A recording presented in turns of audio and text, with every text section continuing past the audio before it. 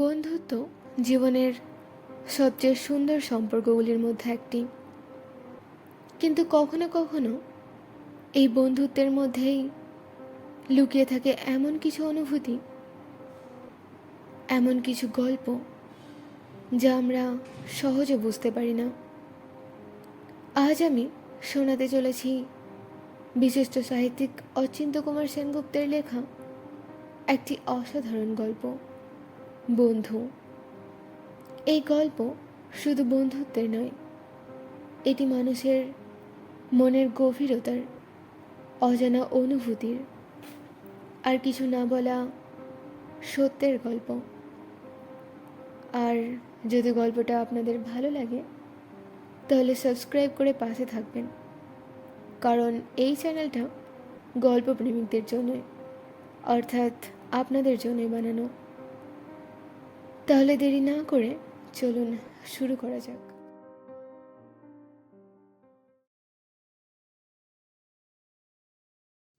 নিচে প্রায় সদর দরজার কাছেই ছোট্ট একটা ঘরে বিনোদ শয়, এবং একা শয়।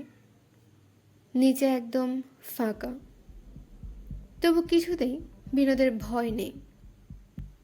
সেদিন তাদের পাশের বাড়ির ছাদে যে একটা জলজান্ত খুন হলো, এত হইচই, এত কান্নাকাটি, এবং তারই ঘরের পাশের গলি দিয়ে যে সে রক্তাক্ত মৃতদেহটা মোটরে করে হাসপাতালে নিয়ে গেল, এ তো বিনোদের ঘুম ভাঙেনি। মা তাকে জাগাতে এসে বলেছিল, পায়ের দিকের জানালাটা খুলে দাও, যা গরম আজ। মা বললেন, না, তুই ওপরে চল, আমার কাছে শুবি। বিনোদ পাশ ফিরে বললে, কিসের তোমার এত ভয়? এত গোলমালে সে খুনেটা তোর ঘাপটি মেরে বসে থাকেনি? কখন দিব্যি সরে পড়েছে, সে আবার এখানে ফিরে আসবে নাকি? মা অবুঝের মতন বললেন, না, তুই চল ওপরে। তুই এ ঘরে একা থাকিস বলে রাত্রে আমার ঘুম হয় না। চেঁচালেও শুনতে পাবো না। চেঁচানি তোমাদের শুনতে দেবো নাকি ভেবেছ? যদি বেটা আসে টুটি টিপে তার দম বন্ধ করে দেব না? তার দিদি বললেন, কিন্তু যাকে মেরেছে সে যদি জানালা দিয়ে এসে মুখ বাড়ায়? বিনোদ হেসে বললে, তার মুখটা ভালো করে দেখার জন্যই তো পায়ের দিকের জানালাটা খুলে রাখতে বললাম। মুখ যদি বাড়াই তবে নেহা দুটো গল্প করা যাবে। কিছুতেই বিনোদের ভয় নেই। তার স্কুলের বন্ধু কত ষড়যন্ত্র করে তাকে ভয় দেখাবার চেষ্টা করে। রাত্রেবেলায় জানালা দিয়ে হাত বাড়িয়ে, মশারির দড়ি নাড়ে, ঢিল ছোড়ে, বিকট স্বরে হরিবোল দেয়। চাকরের হাতে পয়সা গুঁজে দিয়ে দরজা খুলিয়ে ওর তক্তপোষের তলায় গিয়ে লুকোয়। গো গো করে টুকটাক দুমদাম শব্দ করে, কিন্তু বিনোদের যেই ঘুম সেই ঘুম। শেষকালে আরশোলার উৎপাদে ওরাই বেরিয়ে আসতে পথ পায় না। গায়ে ঠেলা দিয়ে জাগিয়ে বলে, কিছুতেই তোকে ভয় দেখাতে পারলাম না বিনু। বিনোদ হেসে বলে, দুবেলা যে নিয়মিত ডন বৈঠক করে তার আবার ভয় কি? খেয়ে হজম করি আর গভীর করে ঘুমাই। শেষকালে অভাকে বলতে হয়, একা একা বাড়ি ফিরে যেতে আমারই এখন ভয় হচ্ছে। বিছানা থেকে ঝট করে লাফিয়ে উঠে বিনোদ বলে, চল তোকে বাড়ি পর্যন্ত এগিয়ে আসি। রাত তখন প্রায় 12টা। রাস্তাঘাট নিঝুম। বিনোদ তার বিছানায় অসাড়ে ঘুমোচ্ছে। এমন সময় সদর দরজায় কড়া নড়ে উঠল। কে যেন গলা খাকিয়ে ডাকলে, বিনু। সাধারণত এত সহজে বিনোদের ঘুম ভাঙে না, কিন্তু সে অস্ফুট কণ্ঠের ডাক শুনে চট করে তার ঘুম ভেঙে গেল। এমন অনেক কালা আছে চেঁচিয়ে কথা বললে তার এক বর্ণও যারা শুনতে পায় না, কিন্তু চলন্ত ট্রেনের শব্দের মধ্যেও একটু নিন্দা করলে তেড়ে উঠে বলে, কি বললে? ভাবো আমি শুনতে পাইনি। বিনোদনেরও আজ সেই দশা। চুপি চুপি কেউ তাকে ভয় দেখাতে এসেছে বুঝি, কিন্তু সবসময় সে সাবধানী।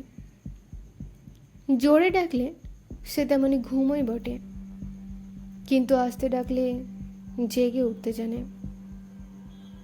পাছে লোকটা সারা পেয়ে পালায়, বিনোদ তাই কোনো কথা না বলে হাতে একটা লকলকে বেত নিয়ে নিঃশব্দের দরজা খুলে দিল। সিঁড়ির উপর দাঁড়িয়ে অভয় হাসছে। বিনোদ তো বললে, তুই এই সময় এত রাতে কি দরকার? অভয় ভিতরে ঢুকে বলল, 9:30টার শোতে বায়োস্কোপে গিয়েছিলাম, এই ফিরছি। বাড়ি যাসনি? অভয় চাপা গলায় বললে, বাড়ি আর ফিরব না। কেন, কি হলো? বাবা মা আমাকে তাড়িয়ে দিয়েছেন। আরও রহস্য রোমাঞ্চের গল্প। বিনোদ বিস্মৃত হয়ে বললে, তাড়িয়ে দিয়েছেন কেন? কি অপরাধ?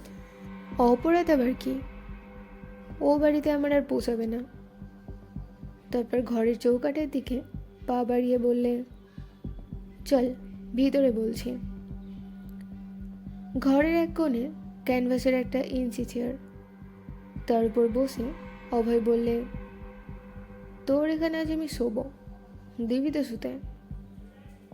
বিনোদ আলো জ্বলল, বললে, স্বচ্ছন্দে। আলোতে বিনোদ দেখল অভয় অদ্ভুত সেজেছে।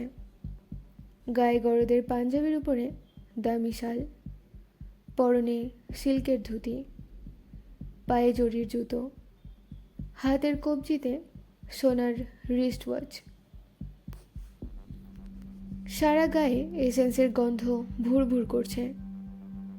পরিপাটি করে টেরি বাঁধানো, ডান হাতের আঙুলে হীরের একটা আংটি। বিনোদ বললে, এত সেজে কুজে বেরিয়েছিস? চেহারা দেখে তো ত্যায্য পুত্র হয়েছিস বলে মনে হয় না। অভয় হেসে বললে, বাবা মা বাড়ি থেকে বার করে দিলেন বটে, কিন্তু যত কিছু আমার জিনিস ছিল সব সঙ্গে করে দিলেন। বললেন, এই নাও তোমার জিনিসপত্র, আর এই মুখ হয়ে না বাসাধন, যেখানে খুশি বেরিয়ে পড়। সে যে জাপানি বাক্সটাই রোজ 2 আনা 4 আনা করে জমাতম বিনু, সে বাক্স ভেঙে সব খুচরো শিখিয়ে আদুলি আমার পকেটে দিয়ে দিয়েছেন। বললেন, যেখানকার খুশি টিকিট কেটে ভেঙে পড়, তোমার ওই কালো মুখ আর দেখতে চাইনি। বিনোদ বিছানায় বসে অভয়ের মুখের দিকে এক দৃষ্টিতে চেয়ে রইল।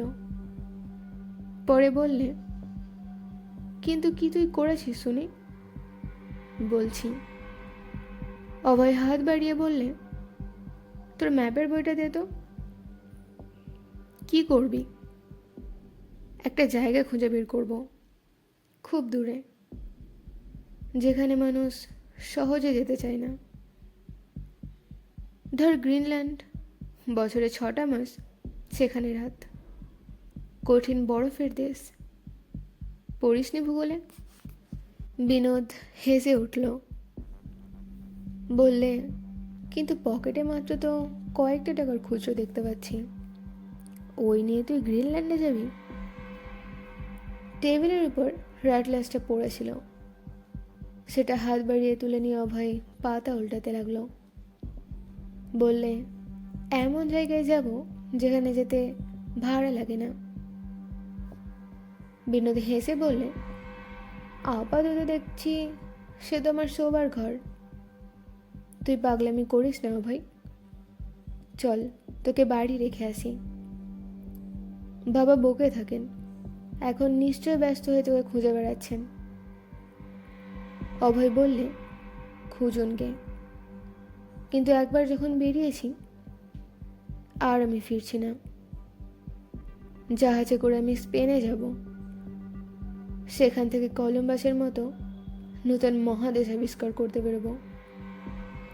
জাহাজ না পাই সঙ্গী না জোটে, তবু আমি পিছু পা হব না। নে, আলোটা নেভা। আজ রাতটা তোর এখানেই ঘুমোবো। বিনোদ বললে, আমার বিছানায় উঠে আয়, দুজনে খুব ধরবে। অভয় বললে, না না, আমি চিত হয়ে আরাম করে শুতে পারবো না। আমার মেরুদণ্ডে খুব চোট লেগেছে, এই বেশ ঘুমোতে পারবো এখানে। একটা বালিশে গিয়ে দে দেখি, বলেছে নিজেই আলো নিভিয়ে একটা বালিশ টেনে পিঠের তলায় রেখে আবার বললে, নে তুই এখন শুয়ে পড়, ঢের রাত হয়েছে। কাল ভোরে উঠে চা খেতে খেতে না হয় কর্তব্য ঠিক করা যাবে। বিনোদ বললে, এমনই তোর ঘুম আসবে? হতভাগা, উঠে আয় উপরে। অন্ধকারে অভয় খিলখিল করে হেসে উঠল, বললে, পাগল, ঘুম আসবে নাকি? স্কুলে বেঞ্চের উপর দাঁড়িয়ে পর্যন্ত ঘুমোই, আর এ তো দিব্যি মোলায়েম একটি চেয়ার। কলম্বাসের মতো যে দেশ জয়ে বেরোবে, তাকে খালি গায়ে শীতের রাতের শুকনো কাঠের উপর শুলেও বেমানান দেখাবে না। থাম, তোকে আর বকাবো না, ঘুমো। বিনোদের একটুকুতেই ঘুম আসে, কিন্তু অনেকক্ষণ চুপ করে চোখ বুজে থেকেও কিছুতেই আজ তার ঘুম এলো না। অভয়ের সঙ্গেই আরো খানিকক্ষণ গল্প করা যাক। চোখ না মেলেই ডাকলে, অভয়। অভয়ের কোনো সাড়া নেই। মেরুদণ্ডে চোট পেয়েও ঘুমের তার এক বিন্দু ব্যাঘাত হয়নি। আবার ডাকলে, অভয়। সে অন্ধকার কালো রাত্রি, আর হলো নিস্তব্ধতা। বিনোদ লাফিয়ে উঠে বসল। ঘরে কেউ নেই। ম্যাপের খাতাটা মেঝের উপরে উল্টানো, চেয়ারের উপরে বালিশটা কুঁচকে পড়ে আছে, দরজাটা খোলা। বিনোদ ঘর ছেড়ে সদর দরজার কাছে এলো। সদর দরজাটাও দুফাক। অভয় আবার কখন দরজা খুলে বাইরে গেছে।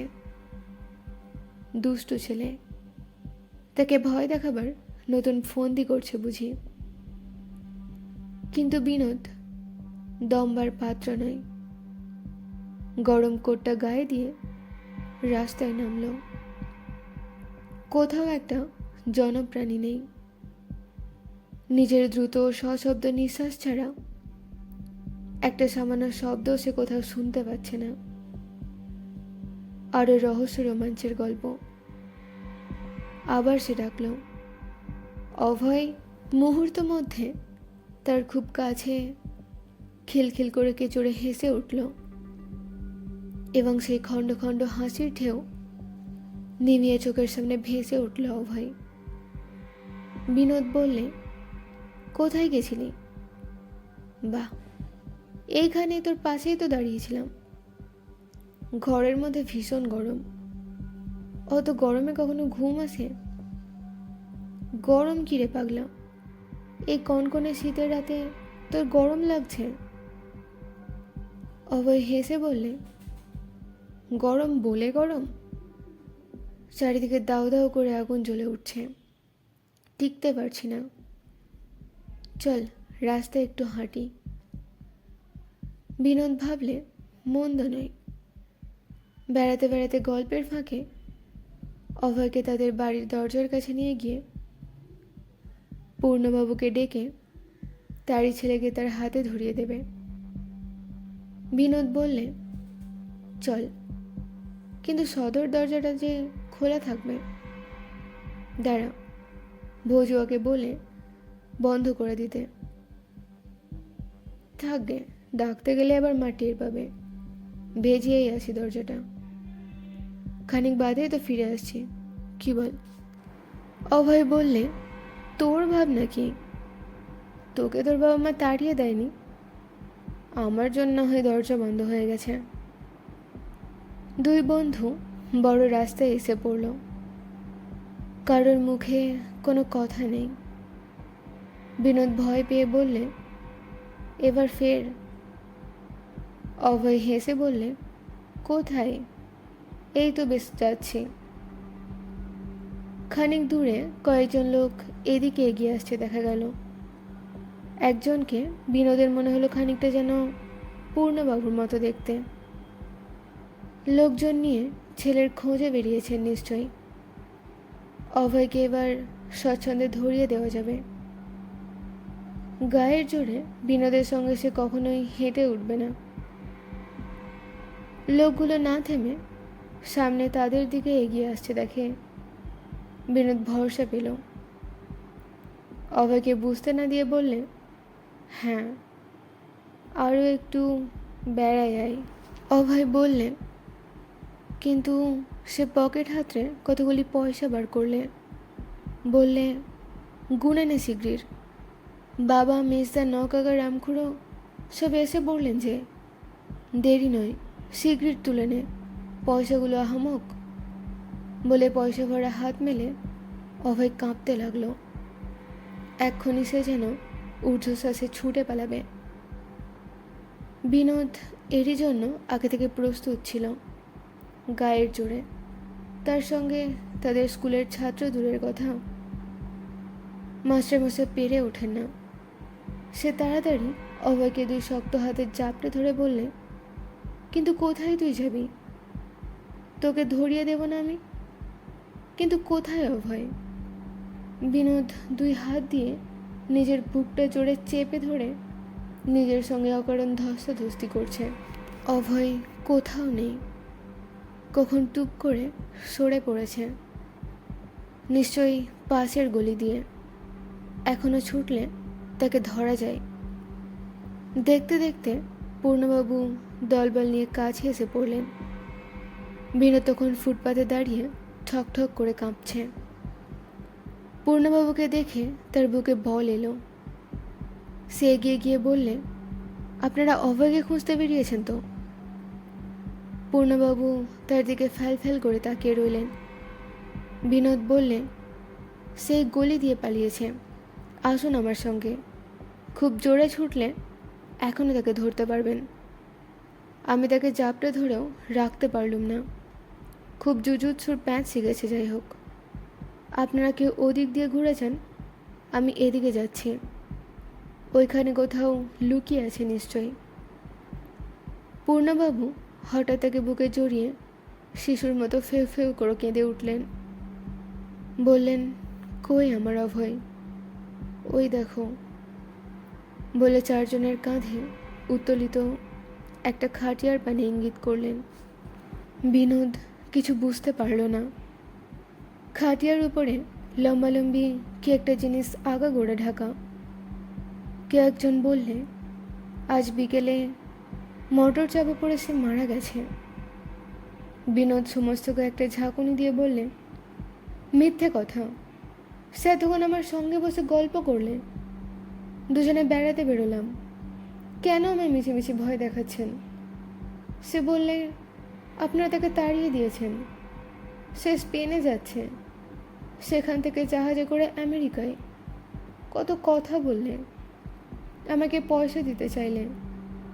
গরদের পাঞ্জাবির উপরে মেরুনের শাল। আসুন না আমার সঙ্গে এই গলিতে, তাকে বার করে না দিই তো কি বলছি। পূর্ণবাবুরা এগোতে লাগলেন। বিনোদ হতভম্বের মতো তেমনই দাঁড়িয়ে আছে। ব্যাপারটা সে স্পষ্ট করে এখনো বুঝতে পারছে না। সে ঘুমিয়ে স্বপ্ন দেখছে নাকি? না তো। রসা রোড, রাস্তার এক পাশে ইলেকট্রিক, অন্য পাশে গ্যাস চলছে। লাঠি হাতে ও একটা কনস্টেবল। দূরে ওই পূর্ণবাবুদের দল চলেছে শ্মশানে। পূর্ণবাবু হেঁকে বললেন, তুমি আমার বাড়ি যাও বিনু। বিনোদ তবু নড়ে না। ভয়ে সে জমে গেছে। তার কেবলই মনে হচ্ছে পূর্ণবাবুরা কালীঘাটের দিকে ঘুরে গেলেই পাশের গলি থেকে অভয় বেরিয়ে আসবে। অভয় আবার বেরিয়ে আসবে ভাবতেই বিনোদ হঠাৎ আত্মস্বরে চেঁচিয়ে উঠল। কিন্তু আবার তেমনই সে খিলখিল হাসি, একেবারে তার কাছে। কিন্তু অভয় কোথাও নেই। একটা ট্যাক্সি চলে যাচ্ছে মাত্র। ট্যাক্সিটা বিনোদ দাঁড় করালো। বাড়ি থেকে অনেক দূরে চলে এসেছিল। এখন পায়ে হেঁটে কিছুতেই সে যেতে পারবে না। পিছন থেকে অভয় এসে তার সঙ্গ নেবে, তার কাঁধে হাত রেখে গল্প করতে চাইবে। 7 আনা সে ধরেছিল, এখনও সে ভোলেনি। ট্যাক্সি চেপে বিনোদ বললে, চালাও এলএমবি রোড। কিন্তু কিছু দূর যেতেই মনে হলো ট্যাক্সিটার আগে আগে অভয় ছুটে চলেছে। কিছুতেই সে বিনোদকে ছেড়ে দেবে না। বিনোদ চেঁচিয়ে উঠল, খুব জোরে চালাও ভাইজি। শেখ ড্রাইভার গাড়ি খুব জোরে ছুটিয়েছে।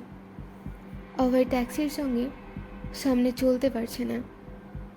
হাত তুলে স্পষ্ট সে বললে, আস্তে। কিন্তু ট্যাক্সি থামল না। তার গায়ের উপর হুড়মুড় করে পড়ল।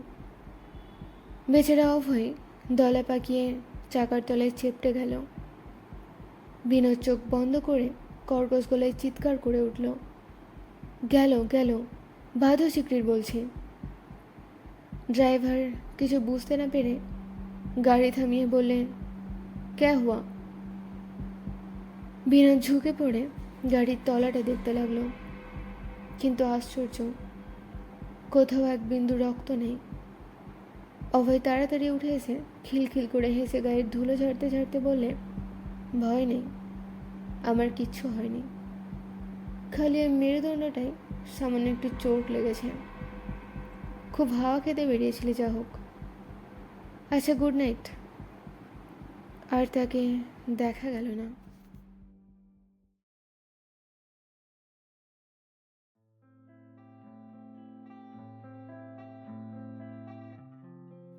এই ছিল অচিন্ত্য কুমার সেনগুপ্তের লেখা বন্ধু, যেখানে আমরা শিখলাম কিছু কিছু বন্ধুত্ব এমন থাকে যেগুলো সামনে থেকে নয়, শুধু অনুভূতির মাধ্যমেই বেঁচে থাকে। গল্পটি কেমন লাগলো কমেন্টে অবশ্যই জানাবেন। ভালো লাগলে ভিডিওটি লাইক করুন। আর এরকম আরও গল্প শুনতে হলে আমাদের চ্যানেলটি সাবস্ক্রাইব করতে ভুলবেন না। আবার দেখা হবে নতুন কোনো গল্পে। টাটা।